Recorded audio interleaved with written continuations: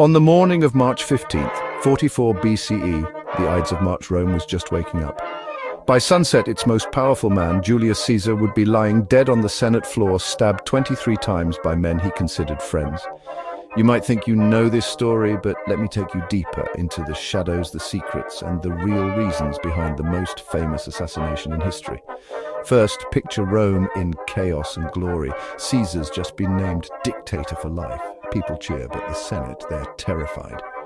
Caesar's reforms had shaken the old order.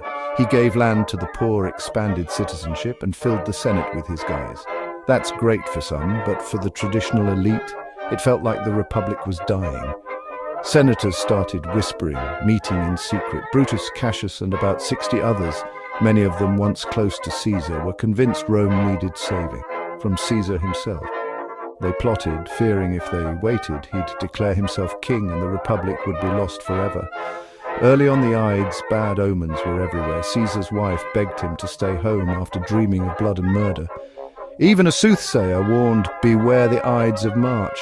But Caesar, never one for superstition, brushed it all off and headed to the Senate anyway. Inside Pompey's theatre, the temporary Senate house, everything looked normal. Suddenly, the conspirators crowded in. Tillius Cimber grabbed Caesar's toga as a signal. Then chaos, blades flashed. Caesar tried to fight back, but it was hopeless. He saw Brutus, his friend, among them. "Et tu, Brute," he gasped. By the time it was over, Caesar was gone. Rome was silent. The senators thought they'd saved the Republic, but instead they lit the fuse for civil war. Caesar's death didn't restore freedom, it ended the Republic for good. So what really happened the day Julius Caesar died? It was betrayal, fear, and a desperate gamble to change history.